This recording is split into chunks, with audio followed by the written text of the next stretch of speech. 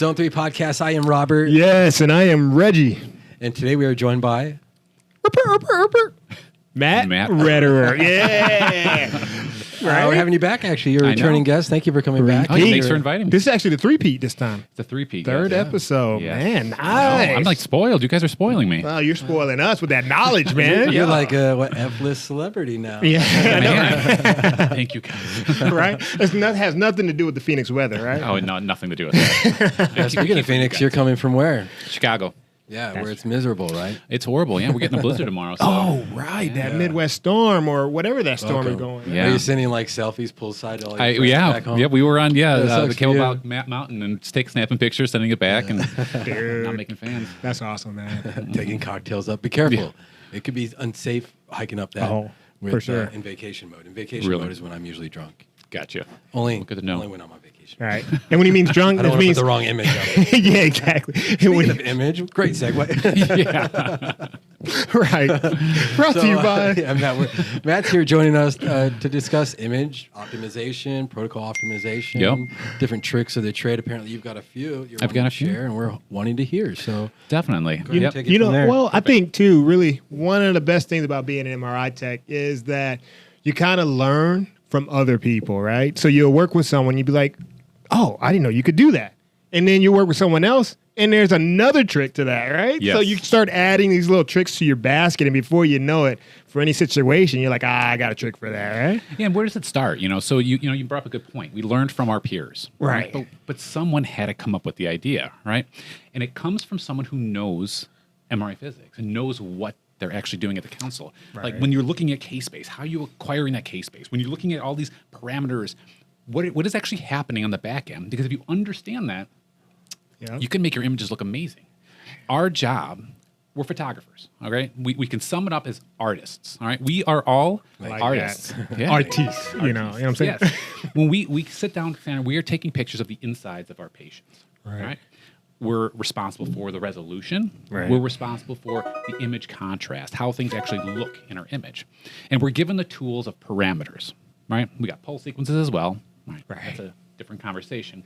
But when we're sitting there looking at parameters, we can manipulate these things in so many different ways. All right? So let's just start with contrast, image contrast. Right. So if I said the word TR, what does that mean to you? Like when I say the word TR, what do you guys think of immediately? Yeah, repetition time, right? Repetition time. And what does that do to your image?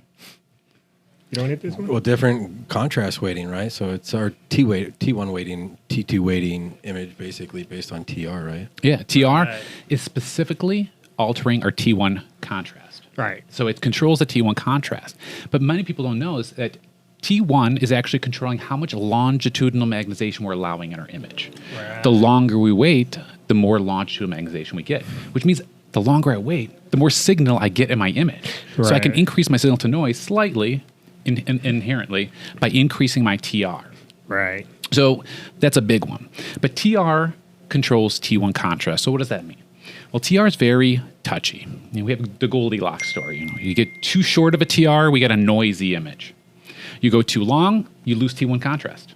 You got to find that right TR. That sweet spot. That sweet spot. Right. But how do we know what that is? The only way to identify what that right TR is going to be is by looking at something to compare it to, right? Running two images at different TRs and saying, okay, this one's got a better T1 contrast than this one. But we don't have time to do that, right? So we are under the mercy of standards in the industry, right? Right. So when we run a spin echo sequence, typically 400 to 800 milliseconds is that sweet spot for that TR value. So when we start to push the envelope, let's say we're like, oh, you know what, I want to speed this up a little bit. I've only got 5 slices. I can just take my TR down a little bit more, and we push the envelope. Right. We start to alter our image optimization, right? We start to maybe destroy something in our image. We're going to lose contrast if we go too short with that. Right. Lose signal to noise. Now, is that something that's sufficient? Can we absorb that? All right, everything that we change is limited by signal to noise. How much signal? The money in MRI, right? What are we going to spend that on? Are we going to spend it on contrast? Are we spend it on resolution? Right. That's a good one. What about time? Like, what if I want to just go as fast as I possibly can? Right. Like hit the gas, the 4-point harness, sit down and start scanning. Right. We can do many different things when we're trying to optimize our image. And just sticking with the contrast thing. Now I'm going to throw you guys TE. Right? We're very familiar with TR. What does TE do? When I say TE, and you're sitting at your scanner right now, and you're saying, okay, am I going to change my TE? Would you change your TE, or would you just say, hey, look, the protocol says I'm going to run this at 80. I'm going to. Right. Yeah, it's the decay. So how long are we going to snap that picture of what we're trying to capture? Right? The decay with the how much longitudinal magnification we allowed in our image, plus this decay. But from an image optimization standpoint, how does that benefit us? All right, I've talked to a lot of techs, and they're like, well, the protocol says run this at 80 milliseconds. But what does that mean? TE controls T2 contrast. And T2 contrast is that pathology sequence that we run, that we can look at pathology. So when we alter this TE, we can either enhance certain pathology or we can hide certain pathology. And so a prime example is this. Let's say you have a patient on your table, sitting there, you're scanning, and they have a huge cyst. So now you're like, okay, well, what am I going to do this patient? How do I enhance this? You might want a higher contrast, higher differences between those tissues. So fluid pops out, everything else is kind of suppressed, right? I'd increase my TE. And you see, we do that with MRCPs, right? You scan an MRCP, what is that TE? It's something ungodly, 500 plus. Right. And we add this suppression-like technique where we suppress out all of these tissues, except for fluid, because it holds on to that decay as long as it possibly can. So then we get this nice fluid image, right, of this common bile duct. Boom. Just what we want to look at, right? Exactly, what we want to look at. So let's say we want to go the opposite way. Let's say you have a lesion in the cord, all right, the spinal canal. And you got this lesion, and let's say you crank this TE up. You're like, I want to see pathology. Let's crank this. Matt said crank this TE up as high as you can, and you'll see pathology. Right? It's T2. All right. And you crank it up, and you create a high contrast. Now I can't tell where this lesion begins or ends because the cord is dark, this lesion's dark, the soft tissue lesion, say, and you have cerebrospinal fluid that's super bright. Right. By pulling back that TE, you can start seeing smaller differences in contrast. So I might be able to see where the cord begins and that lesion butts up against it. I can see better contrast, but it all depends on what we're looking at. So if we don't know what our goal is going to the sequence, it's like, okay, well, I got John Smith. John Smith, you're on the table. All right, I didn't even look at why we're even doing the scan, but it's a brain, it's a thoracic spine. Let's go ahead and, all right, whatever. I'm on my phone, reading a magazine, send them off. All right, it's lunch. I got to get out of here. All right, so we have to understand what our goal is. When we go to this patient, every patient is different, and we are photographers. Right. They are our customers, and we're going there with our camera in there to take the pictures of the insides of them. Let's use the right lens, right? Yes, or exactly. The right filter or whatever. Exactly. It is, right? We have all the tools, and we also look at who is the one telling us what they want. All right. So we got some guys saying, all right, I want 7 of these 5x7s, and whatever. Who's giving us the instructions? It's the doctor that says, hey, I want to see if this patient's got a lesion in their brain, or I want to see, what do I want to see? And what we do to our parameters can optimize that. And so I love that analogy, by the way. But it's true. I mean, it's what we do. I mean, we are artists at the end of the day. Pick that right paintbrush, right? Exactly. We have. I'll get my what is that guy that paints with the fro? Oh yeah, Bob Ross. Bob Ross, man. That's what I do. Bob Ross. Yeah. So we have the power. We're the ones taking the pictures. I always said this. I said this last time I was with you guys. With what we know, knowledge is the power. Right? We can do so much with that. We could be the ones inventing these new tricks, based on what we know. Right? If we understand what we're actually doing, we can be the ones creating these new techniques. And we're going to go through a little list at the end because I'm excited about that. I like that too. So, how about inverse time? Oh yeah. So pretty much we're talking about inversion recovery, like IR. Yeah. So pretty much that's flipping. It's pretty much setting our RF pulse, and we're kind of flipping that, right? Going 180 degrees to start off, so that we're flipping whatever the contrast that we want to be flipped per se. Yeah, so you're inverting all your protons. So when you invert these protons, we're going to wait a period of time. Right. Well, how do we know what period of time we're going to wait? And the beautiful thing about an inverse sequence, like a stir or a flare, is that we have to wait a period of time related to the T1 of the tissue we want to suppress. Right. That kind of threw me off at first because it always on the boards would ask about, and we kind of talked about this before in a previous podcast, about how T1 waiting was related to your inversion recovery. Yes. And it always messed me up. I'm like, what do you mean? How is it related? It's not related, right? But it is, right? It is. And it's powerful. All right. We can go and say, all right, I want to go to you guys, and you're going to scan a body part. And you have the option. You have to get a fat-suppressed image of some sort, a T2 weighted. Right. Now, let's say you're scanning a soft tissue neck, and you got to get a T2 fat sat in there. You run it, and you run a fat sat technique, a chemical pre-saturation sequence. Right. And all of a sudden, you don't get fat sats in the shoulders, right? Or you don't get this weirdness in your image, and you're like, what the heck? Well, this is what I got. I'm going to send it through, which if we understand what we can possibly do to optimize this image, this inverse recovery sequence is based on the T1, you said, right? The T1 of the tissue, not the uniformity, not the homogeny of that anatomy. Right. So now we can focus on the T1, which is a little bit safer, right, and more accurate in terms of suppressing fat. So I go and run a stir instead, and my image is going to look nice and uniform. Right. And let's say, you know what, Matt said the stir was going to look damn good, and guess what, it doesn't. Well, I can run what we call a Dixon technique. And Dixons are beautiful at representing a reconstructed fat and water saturation technique. And there's value in both of those, and it depends on what the radiologists want. But now you're not dependent on the T1 anymore. You're dependent on fat and water being in and out of phase. And that, again, is a little easier to achieve a more uniform image, especially when we get these high field or large field of views and we get these body parts that are irregular in shape. And so inverse time is a big one. And now I'm going to ask you guys another question here. Mm-hmm. Now, picture you're running a brain. B. You got it. You got it. You're running a brain in a flare sequence. Okay. Now, when you see those flares, what is your TR? Just out of curiosity. So a T1 flare? 45. Or T2 flare? So a T1 flare is probably close to like 1,800 if we're doing T1 flare. But I know our T2 flare is probably going to be, I think it's 5,000. About 5,000. If our TI is about 180 to 200, it should probably be about 5,000, I want to say. And technically, really, you should be above 9,000. And I'll tell you why. Dang. Now, we're going to edit this part out? Cut it.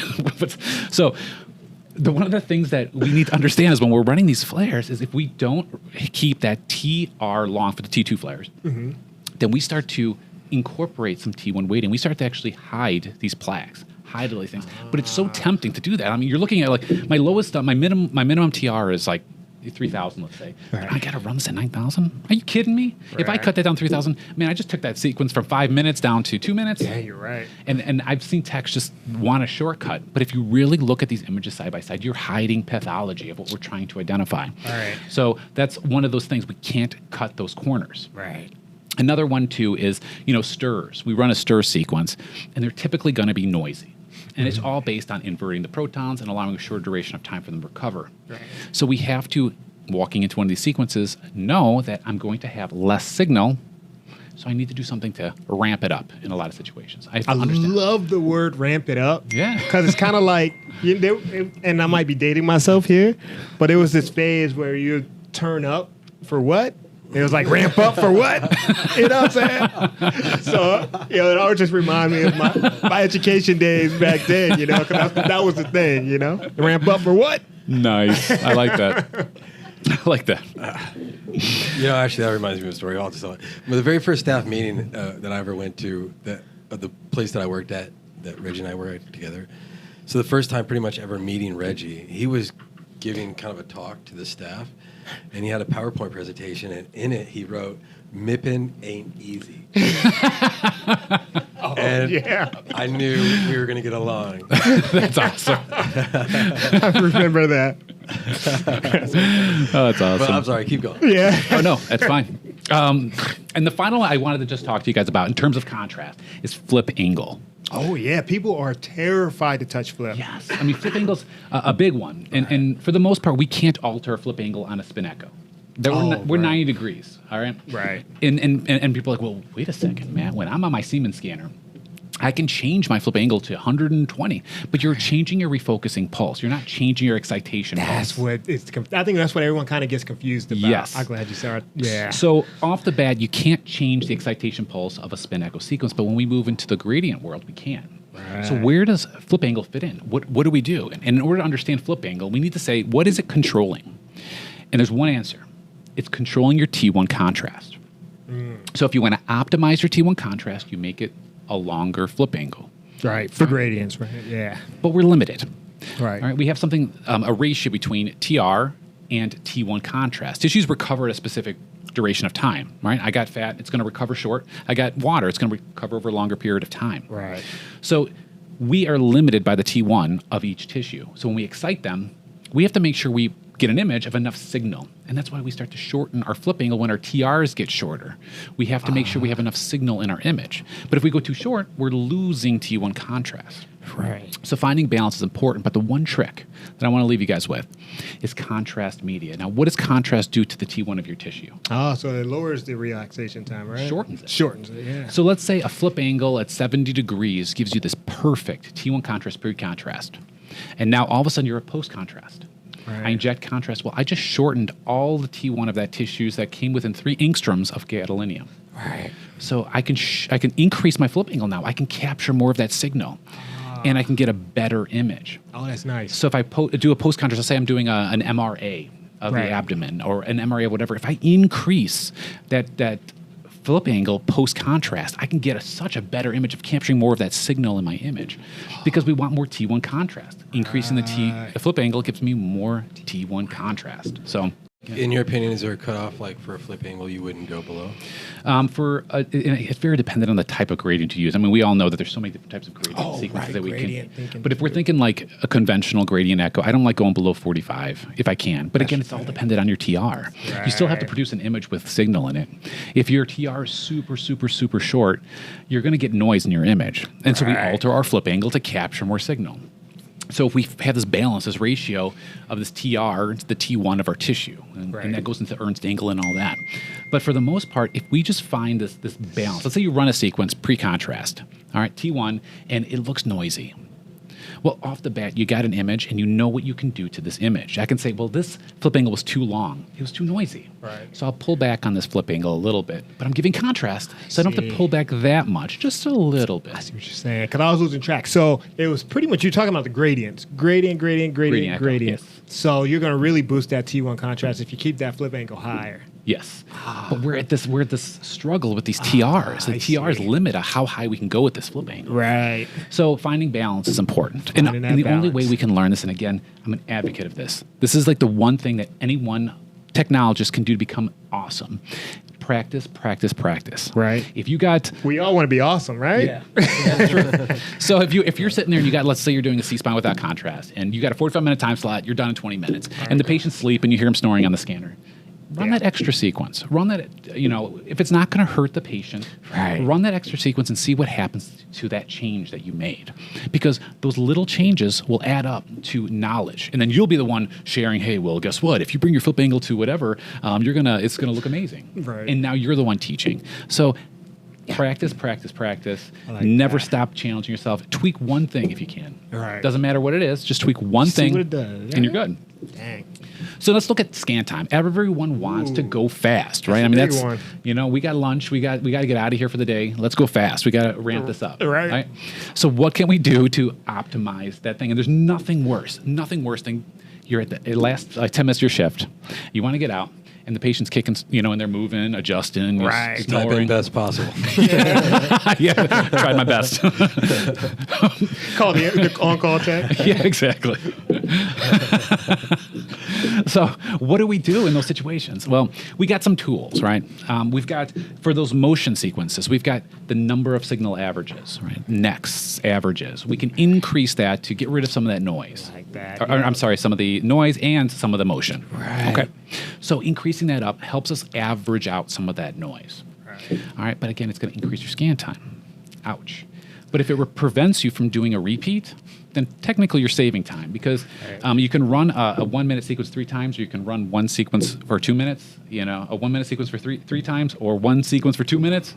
You're still going to be in a better place with a 2 minute sequence. Right. You One know of the what I mean? things that always gets me is when someone takes maybe, I don't know, a breath hold sequence that's like 2 minutes, and they spend 5 minutes trying to optimize it on the repeat. I'm like, we could have, Don't let the scanner outrun you, right? That's the Right. thing. You always want to be fast in the scanner. You don't want to be, so we always have the thing where I always tell students. Drives me crazy. I know. I'm like, you're letting the scanner outrun you. You gotta. That patient has a window, and you're losing. Yeah, exactly. You're not saving time if it takes 5 minutes to set the scan up, right? And you're doing a 2 minute. I mean, you gotta go fast. Don't let the scanner outrun you. But another tool that we have is the rectangular field of view. Oh man. Right, the rectangular field or phase field of view Right. for Siemens scanners. Now, I love this one because they made an adjustment on the newer scanners where you can actually not just make your rectangular field smaller, you can make it larger in a specific area. More than 100%. Yes. Right? Yeah. And how do we use that? Like this is gold. I mean, Interesting. Yeah, because we use this a lot for like long bone, MSK. that's what I'm going at. Like no one ever looks at it because rectangular field of view doesn't affect your resolution. You can use a small field of view and just open it up and maintain that resolution over a long bone. Right. And now you can still get that high resolution image and cover a larger area. And granted, you're limited by with the shim on your scanner and the type of scanner you have, but for the most part, you can still open this thing up and capture this extra anatomy at a high resolution. You Without get losing it. So many cool points from the radiologist when you do stuff like that. Now, it does add time, right? It does. But and it adds signal too. And I feel like the cost that you get from that is so much less than if you were to add an average, if you're, doing a lot of other things. So I like that. That's a good trick there too. It's actually Jesse taught me that. So shout out to Jesse. Yeah, it's funny because Jesse. he said it with the same passion and everything. And it's I don't know. It's convincing. I saw it. I've seen it for myself. Yeah, it's pretty good. Yeah. Now I'm going to ask you guys another question. I'm ready. All right. If you had to make a change and you didn't want to adjust your scan time, let's say you wanted to keep your scan time as low as possible, but you needed to get signal. What do you do? So what was So let's say you okay, let me rephrase it. maybe bandwidth? What? That's kind of okay. So would you lower your bandwidth? Yeah. Well, what happens when you lower your bandwidth? Ooh, so you're gonna start getting into some artifact, right? Maybe some, Yeah. I don't know, maybe some. I want to say Indian ink, but like in and out, like fat and water. Chemical shift. Chemical shift. Thank Yes. you. So we get chemical shift, but it's such a nice thing. I mean, think of this. How attractive does this sound? Okay, so I'm an MRI technologist. I'm looking at this thing, and you come up to me, and I'm trying to sell this to you. All right, tell you what. You lower your bandwidth, you're going to get some sweet signal back, and it's not going to cost you time.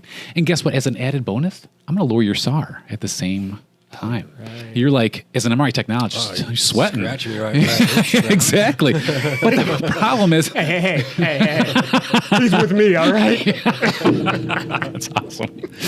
So, but the problem now becomes, what is it actually doing to my image? My job is actually to produce a quality image. Right. All right. We're photographers. We are. We have to make sure we're doing our due justice. And bandwidth is a sampling. It's just our sample time. Right. If I'm sampling over a longer period of time, like lowering my receiving bandwidth, I'm going to get a less accurate representation of my patient signal. Okay, so I look at bandwidth as a photocopier. Patients constantly producing signal, and we have to make a copy of that. We have a finite amount of data points to make a copy of this. So if you put in your copy machine and you make a copy of it with a low resolution, like reducing your receiving bandwidth, it's going to look blurry. It's going to not look so nice. Right. But our goal is always to get this high quality image. And so if I'm going to do something like I'm looking at the patient has metal in their body, obviously we know that you increase your receiving bandwidth. Yeah. Right. But also if you're doing abdomen work or you're using a large field of views, it's always a good idea to ramp up the receiving bandwidth. Ramp up or what? Bring that receiving bandwidth up as high as we can, because it's going to kill our signal to noise. It's going to do a lot of things that we don't like, but it's going to make our image look so much better. Right? Yeah. So keep that in mind. You can lower your receiving bandwidth, but do it responsibly. Right. Well, I think one thing too that tries to fool a lot of people, and people get worried about when it comes to bandwidth, is there's your transmit bandwidth, which we have zero control over. It's set on the scanner itself, or at least the RF coils, right, or whatever it is. And then you have your receive bandwidth, which is literally what we're manipulating. So I know, especially me, when I was taking my boards, I was trying to figure out what is the difference between the two. Do you have a good way of kind of explaining that? Yes. Okay. So the transmit bandwidth is what we're delivering to our patient. It's what's causing excitation in your patient. All right, so scanners do things differently and how they get excitation. We're going to send a frequency into our patient and excite a slice. Right. The slice is dependent on the gradient we're turning on and how we're alternating that. But it's also dependent on the steepness of that slice selective gradient. The steeper the gradient, some scanners will say, the steeper the gradient, the thinner the slice. Some scanners adjust it by transmitting a more narrow bandwidth. Oh, nice. So depending on what we're delivering to our patient will determine what we're going to actually excite in terms of a slice thickness. Okay. All right. What we're receiving from our patient is actually what we're listening to from a patient frequency standpoint. All right. So if we're listening to our patient, we're capturing this echo. What does that look like? We're going to time everything perfectly to make sure that we're getting a specific echo of the anatomy of that patient at the contrast that we want. Right? And that's what we're receiving from our patient. I see. So we do technically adjust the transmit bandwidth when we change our slice thickness. Correct. But we don't have control how we do it. But we don't. I see. Yes. Oh, that's nice. Yeah. So I like that. Nice. Yep. That's a good trivia question right there, by the way. I know, right? To transmit or to not? That is the question. Right? Sorry. It's all good. It's Monday night. All right, so resolution is another thing. And you said it perfectly, Reggie. All right, when you said that, what do we do when we reduce our time, our scan time? We're going to usually go to the phase. Right. We have to give something up to get signal because signal's the money that we need to spend on shortening our scan time or doing something to our image. And if we choose to go down the resolution route, we're selling something important, right? Right. We're selling the ability to see and distinguish between small structures in our patient. And depending on what we're scanning, maybe that's fine. Like maybe I'm just looking at a generic I just want to see this bone and there's a huge lesion in it and they just want to look at the lesion. Right? I'm just looking at more contrast and not spatial resolution. Well, then that's fine. I mean, we don't need to crank up a resolution to see their soul. All right. And that's what I always tell my text. You don't have to see their soul. You just have to see what we're looking at. You know what I mean? Yeah. So, but essentially, that's the goal, right? We just have to make sure our resolution fits what we're trying to achieve. And sometimes if we're scanning the brain and we have to look at cranial nerves, yes, we're going to be cranking that resolution up. Right. But if I'm looking at something large in my patient, I don't need to go that far. And I can use that better and better. I can use that signal to noise or that resolution in a better way to help my patient get them through the exam. If they're claustrophobic, how am I going to get them through this exam? Right. The goal is just to get something from our patient. It's so easy just to cancel exam because the patient's claustrophobic. Get something. Get the diffusion weighted image on that brain. And then fine, whatever. At least they have something to help them. Right. That's true because you never know how that one diffusion or that one sequence might help, deter them from needing to come back. It might be enough just to move on with their course of care, right? Yeah, exactly. And it doesn't take much from our end. I mean, sometimes those sweet sequences. Right. And we can get the diffusion on the brain. Right. But us being able to communicate and have an open, and I hope you guys have open channels, and I hope everyone listening has open channels to a radiologist. Right. That they have a radiologist that is willing to share that information with you. And it's not a bad thing to say, hey, what are those important sequences for you? Right. What are those sequences that you're needing to look at that osteo foot or that brain for seizures? Or what are those sweet sequences for you that you want to look awesome? That those are the first ones I run. If the patient starts kicking, screaming, whatever, cancels the exam after that point, that doesn't matter. You got those sequences that you needed to make some type of diagnosis. Right. Yeah. You know what? So when I was learning, the guy who was teaching me at the time, big shout out to Jim, he said something that really resonated with me, no pun intended, at the time. But yeah, I know, right?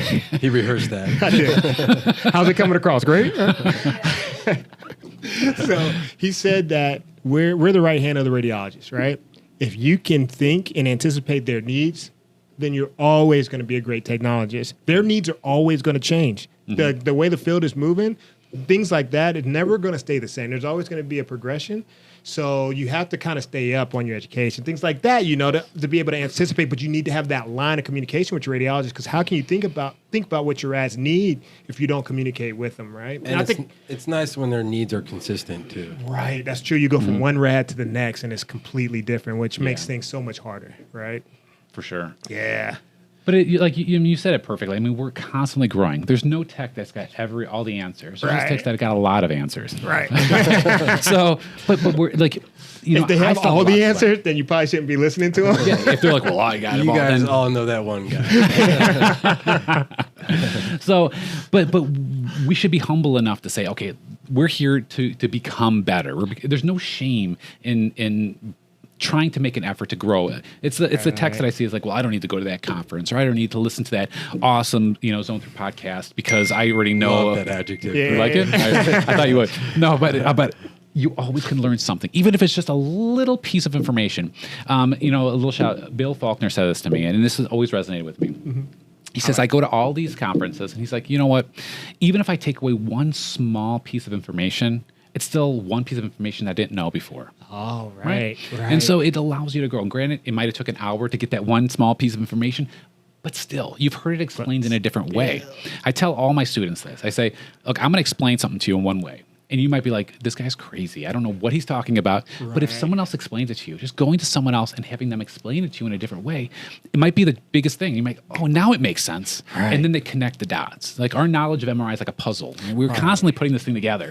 And sometimes it just takes someone else to say, oh, well, what about that piece right there? And you're like, oh man, now it makes sense. Damn, that's so true, right? Sometimes you just got to hear it a certain way for that light bulb to just be like, ding.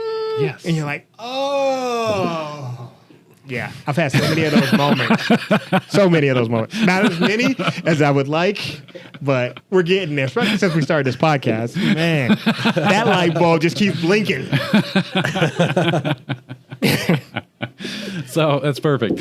Oh, man. All right. So I thought I'd share some tricks. And granted, these are probably not tricks for everyone because we're all at different levels. Right. But they're things that I thought were very helpful in certain situations. All right. So how many times do you guys scan anesthesia cases? Yeah. All right. Oh, so yeah. do you ever run into that situation where that patient's snoring during the case? Right? Because they don't intubate the patient. Right. And they're like, I'm not doing that. And so they have this patient snoring, and you're trying to do a C-spine. Oh, yeah. Oh, man, that's the worst, right? Yeah, so you're in this situation where I'm like, oh, my God, all my images are looking at crap. But what do you tell your radiologist? Oh, they were under anesthesia? Well, then why are they moving? Right. They're supposed to be the prettiest pictures, right? Yeah. So what I tried to do is a respiratory navigator I put on their chin. Oh, nice. You settle in for this one. All right. Because when I do this at work and everybody's watching, because there will be an audience. On the chin. So when you're on the chin, where are you kind of aiming for? You're looking at, depending on how you're doing it, right? Navigators, they're set up phase or they're set up in different ways. Right. So you're just looking at differences in intensity, signal intensity. So I just throw it on the chin. There's air and then there's tissue, right? So they're breathing. And as they go to a certain point, they'll start scanning. They're longer, yes, but they look awesome. And the patient's sleeping. I mean, they don't care. Right, because it's literally the same tactic, but you're just applying that tactic in a way that's going to actually help you better than, the whole respiratory thing, right? Yeah. I mean, thinking outside the box. I mean, this is where you go to your people and you're like, okay, well, I have a tool. How am I going to use that differently? I promise you I'm going to do this. Right. Give it a whirl, man. It's honestly, it works well. Too. And when I do, I'll send you a text. Yeah. Honestly, do it. Send me some pictures because I got some pictures that I'd like to kind of show of the difference. Like I'm going to discourage them to intubate next time. Don't do that. But it's safer, Robert. Robert, it's safer. Don't do it. They're going to look at you all crazy. For you guys, MRI education. I got something I want to try. I'm trying to ramp it up. Nice. I like nice. I see what you did. That's a callback. I know, right? Instant callback. All right, so I got another one. Okay, you guys, I know I've heard this one, but this is for the techs that have not. All right, you're scanning a thoracic spine, and you see this void in the cord, right? And that's flow. Oh, yeah. Right? And so I remember I was in there, and a radiologist called me and said, I see flow, and I don't want to see it. So run a conventional spin echo sequence. All right, so 15 minutes later, after running a conventional spin echo sequence, I still saw it on there. Right. But a simple peripheral gating gets rid of that. So you throw peripheral gating on there, you scan with peripheral gating because that's set around the pulsing. And so we can see that and we can suppress that in our image. So it's kind of like the opposite of time of flight when you see that, right? Yeah, so you're essentially when it's moving, you're going to start seeing these it'll look like, I always think like voids, almost look like vessels in there. So I had a student tell me, it looks like there's vessels in the cerebrospinal fluid. No, they're not. That's flow. Those are earthworms. Yeah, the earthworms that this patient is in the cord. That's a good one. I might use that in a student. That's why you don't eat raw meat, right? Yeah. Earthworms. All right, other tricks? Let's hear Yeah, it. just I mean, some of these are probably ones you've known because they're not crazy, but I got one too. Okay, so let's say you're doing a body part, patient's moving. Let's say you're doing a kid, all right, and the kid's moving, and you're like, I got to get something.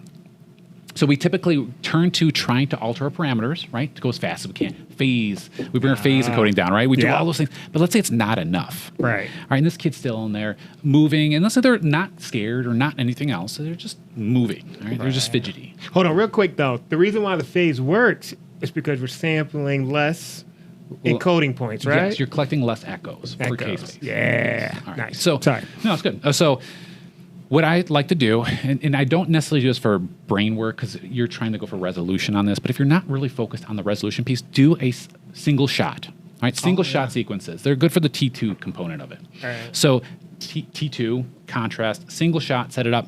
Every second, you're catching a picture. It's like a snap, snap, snap. I've done that a lot of. Yeah.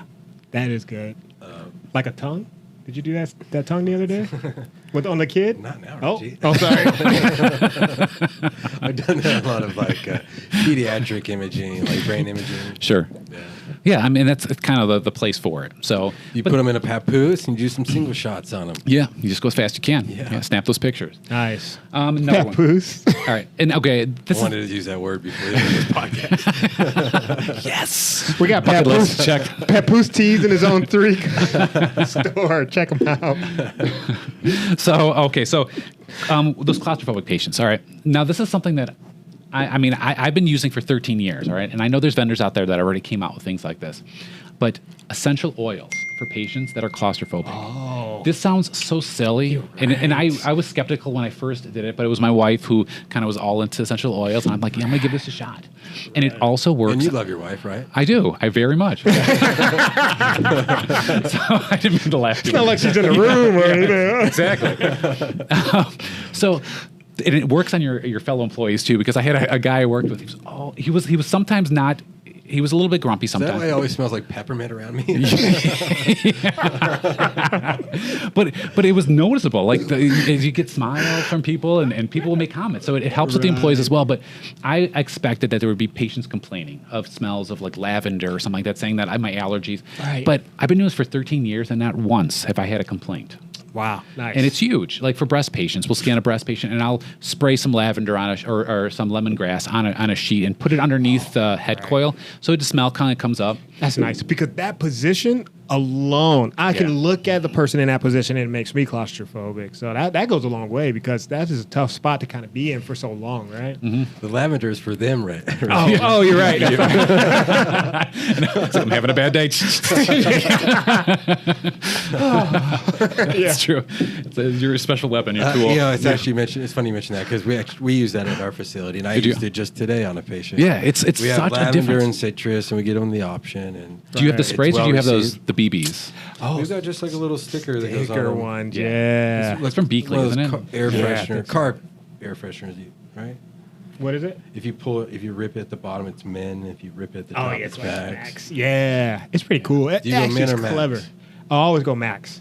I always go By the men, time bro. you need to do it, you need Max Max. is too much, though. Max is just You of all enough. people? Thank you, Katie. Katie is behind the camera. You guys She's can't so, quite like, see her, but aroma sensitive, and for her to say max is. it means it's legit. Thought I knew you. That's what it means. I'm questioning everything now. But you're right. We use It does that, matter, yeah. and It it does. absolutely works. It's a big Absolutely. deal. You wouldn't think it would work. And No. it's never once have I had a complaint about No, it. Right. And I just encourage you, like if you get called into work and you're pissed off and you can't sleep afterwards, just slap those on you. Just put one like a nice one on you, lavender. You'll sleep like a baby. You know? Yeah. Come home with 20. Yeah, exactly. The manager's like, who took all the lavender?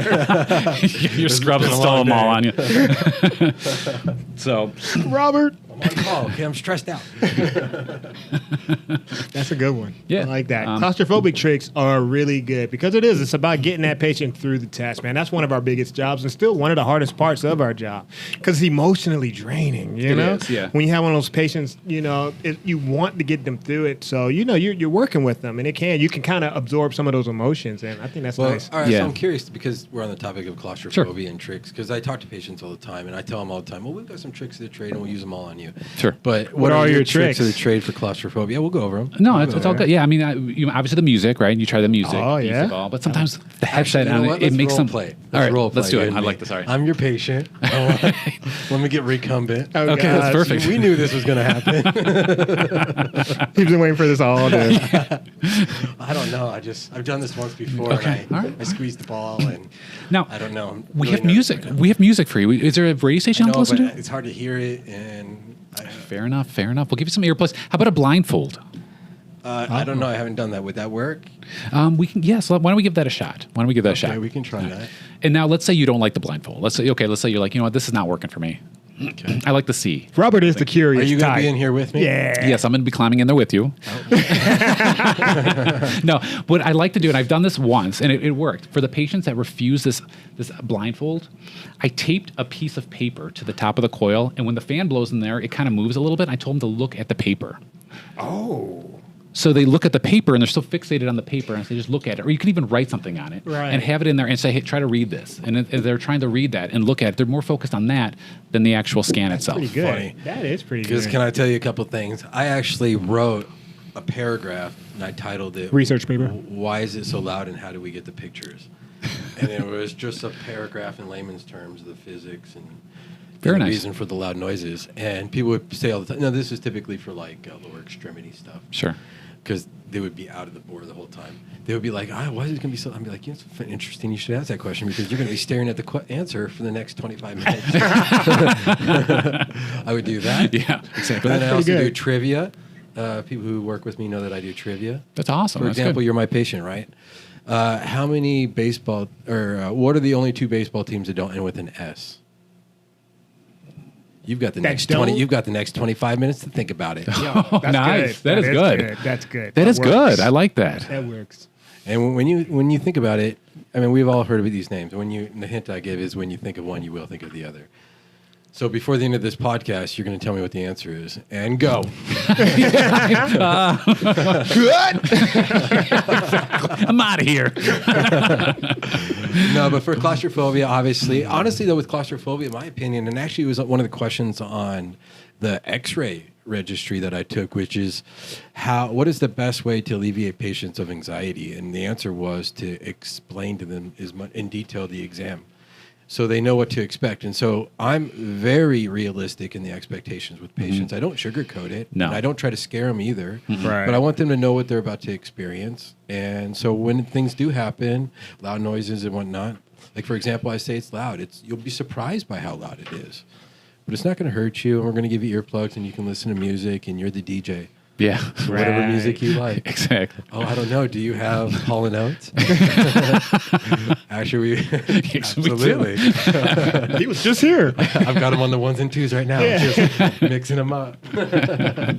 I do. One of my tricks that I like to use, and it's something super simple, but when you understand why people get claustrophobic, I think it helps. So I feel like when I send people in, I kind of tend to hold on to like their shoulder or their arm, especially if they're doing a brain or something where half their body is sticking out, because it kind of gives them that perception like, oh, you can still touch me. Yeah. It's like, oh, maybe I'm not really going that far in, you know? Yeah, That's and perfect. And to that, another thing that I do in regards to that is I actually touch them right where the bore ends. Easy and there. I say, you're out from here down. That's good. So you're completely out from your chest down. Yeah. Or you're completely out from your waist down. And that's always very reassuring to them. Right. Oh, really? Oh, okay. I didn't know. So Because it's all about that perception, It right? is, It's yeah. about what you're thinking about when you're in there. Like, oh, you know, I can't get out. Oh, I can't do this. So if you can just distract them from that thought process or just show them the truth, you know? And it Goes a sounds long cliche way. or cheesy, whatnot, but it's true. If you let them know that they're in control, because it seems like that's a lot of times yeah. That's a the big issue. thing, yep. Like, let me give you an example of like the difference of control and not control. And how he's a that can control cause freak, anxiety. trust me. Absolutely. In fact, if you would just stop talking. All right. So, for example, I work somewhere where MRI is in the basement, right? So they literally take an elevator down to MRI just to tell us that they're claustrophobic. Think about that. Yeah. And so why is that? Well, one is because they're familiar with elevators. They know what to expect, and they feel like they're in control. With MRI, they don't know what to expect. They don't feel like they're in control. So tell them what to expect and let them know they're in control. And it seems cheesy, but with that ball, you squeeze it, we get you out. You are in control. And so reassuring them that way is very reassuring. It's big, yeah. Right. I mean, and if you really think of it, claustrophobic, I mean, it's what you see and feel. Yeah. If they don't touch the sides of the bore and their eyes are closed, that's why we give them blindfold, they can't see that threat. They can't see that fear. So they could be at the beach. and if you explain on top of it saying, hey, look, you put your hand on their hand, you're like, look, I can, you're almost out. Right. You know? Right. Suck it up, right? Yeah. Cut.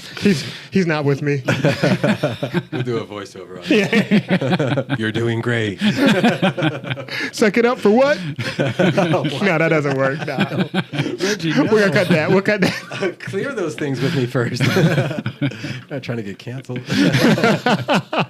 All right. Well, thank you for giving us the time to discuss that, because I think that is important. That's probably the number one thing that we see, and I think what other techs would benefit most from is tricks of the trade with image acquisition, but also with claustrophobic patients. Yeah. So let's talk. You got more tricks? Go ahead. Yeah, just a few more, and these are probably very not so crazy, but now if you one of the big things that adds scan time is fat sats, right? So we do pre and post fat sats, and even if it's 15, 20 seconds, sometimes it matters, especially if you're like, hey, you've got 5 more minutes, and if I can say it's 4.5 minutes, maybe that's better. So how do you can technically, if you run a pre-contrast and a post-contrast, you can run them without fat sat and subtract them. Fat is in both those images, so you can subtract them.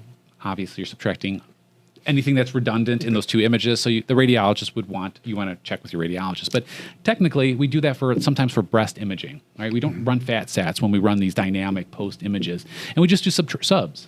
So the subs take out anything that's redundant. Oh, because fat sat, especially in breast, can be kind of inconsistent in some areas, right? So the reason why you just turn fat sat off is because you don't have to worry about that inconsistency anymore. That's a good point. That makes sense. Yeah. And you don't have to add the extra time to do that. Oh, yeah, and right? time. And those are additional RF pulses prior to your TR. So you don't have to do those anymore. Oh, I love these. I'm going to take them and pretend they're my ideas. Do it, honestly. But you're going to get your own. The more you know about the physics, man, you're a physics guy. I can tell. Right. So you have... well, you're the one that wrote the dissertation for the noise in there. I mean, you got this, man. Oh, right? Hey. That's just me being me. Keep going. All right. keep talking. All right. So another thing, if you're using a larger field of view, let's say you're doing an abdomen, or you're doing something... like a T-spine, all right? Oh, yeah. Patients moving. Right. And if you have a special little trick on your scanner, something called twist. It's what we call keyhole case-based filling. Yeah. And the goal of twist is you run a pre-contrast, full-on case base. Phases. Yeah, with everything. And then you just only fill the center of the case base for the additional measurements. And then you combine them to create a whole one. And the goal of it is to increase your temporal resolution.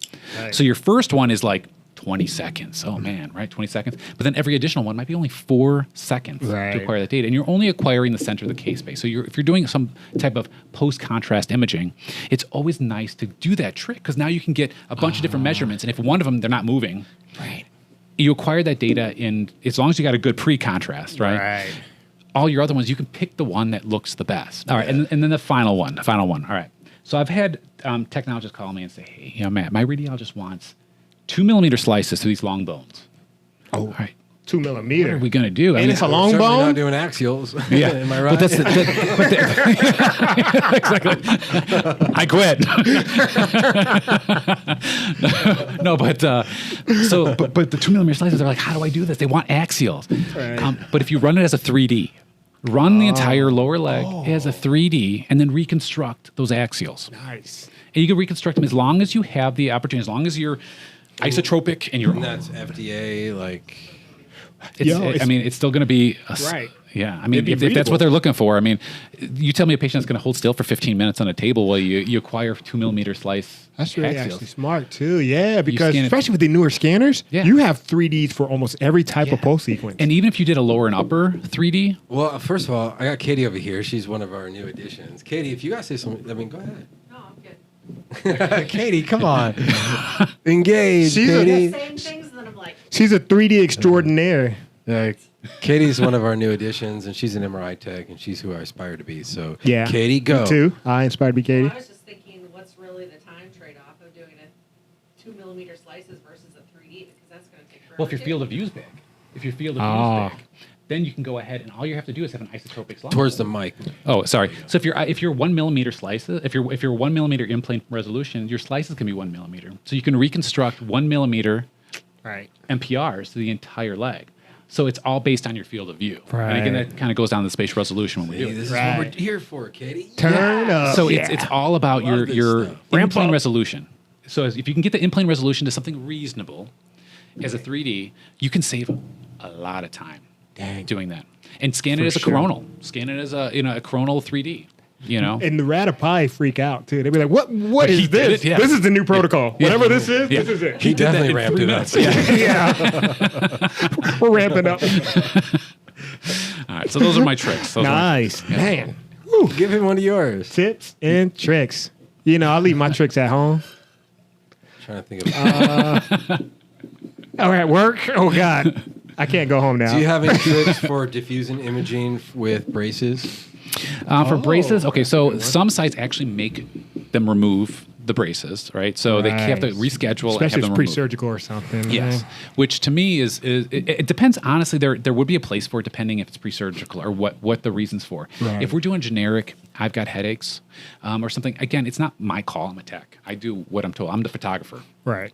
But if the radiologist says, "Give me the best you can," I mean, you guys would know this. But your go-to is number one: increase the receiving bandwidth, right? Boost that bandwidth as much as All right, you can. and what is susceptibility? Susceptibility, T2s, any decay of transverse magnetization is susceptibility. We're measuring susceptibility. So keep the TE as low as you possibly can, given nice. the image contrast. Right. So if you're doing a T1, keep that as low as you possibly can. For diffusion, though. Oh, for diffusion, your best bet is to invest in a multi-shot yeah, diffusion. right. A resolve yes, or yeah, resolve, yeah. What's Because another? I've seen people like angle it, right? You can't. that's the Break old out of school but I method. haven't had success with No, there's not much. If That's you're an doing old single school shot, method, right? yeah, single shot. If you're doing single shot, there's not much you can do. I mean, they're going to look like garbage regardless. Yeah, but it's when you do the API. multi shots, then you can tweak things. But you have to buy that software for the most part. And so when you're filling it, it's an EPI sequence when you're running these diffusions. Thank so you. you're alternating your phase and frequency rapidly to generate these echoes Right. and fill your entire case space. So when you do that, it's a gradient based signal. Even if you're running with a single shot, or I'm sorry, with a spin echo prep series, like a 90-180, you're still collecting all your echoes using an alternating phase and frequency. So it's still a T2 star weighted image. Right. So we still got this susceptibility issue that we're worried about. And we can't get around it when we run a single shot. But when we run it as a multi-shot, that's when you can get snippets of it instead of filling entire case space with all this distortions. And if any, my analogy for echo train length and any of those things is by taking a ball. Let's say you take a ball, a bouncy ball, and you drop it, all right?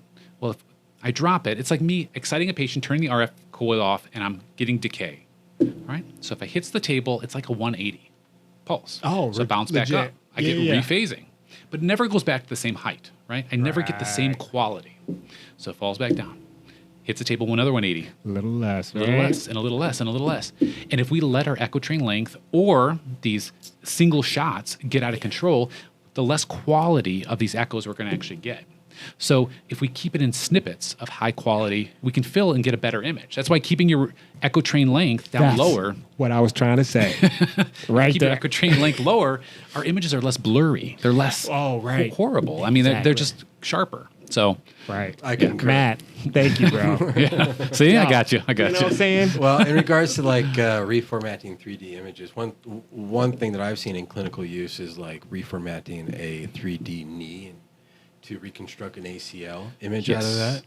And so I've seen that in like practical use, and I think it's a good idea. So, Yeah, and those vendors when they have those build your knee like those similar protocols that you run with the rebuild. I mean, 3Ds have a place, and they're getting so good. I mean, as long as your field of views aren't outrageous, Right. I mean, and you got a decent coil that you're using. And if you just need a yay or nay answer like a torn ACL, then that's something you You're can right. reconstruct. It is the film. And talk about insurance policy. I mean, let's say you get in your ankle was wrong and the patient's gone, and now the doctor calls you like, I need them to come back. No, you don't. No. I can reconstruct that slice any way you want me to because Right. you have that data. That's so and as true. long as you didn't delete the patient from your And scanner. with that, you have job security. Exactly. So you're welcome. Right. But it's a tech market right now. Oh, yeah. Man. Yeah. Well, Matt, thank you, man. This has been great. Yeah. Everyone loves tips and tricks. So I you love gave us a your bunch of love good for ones. the game, man. You got a lot of passion, and it's thank you. contagious. And Thank you, man. Now you got me wanting to do all these like.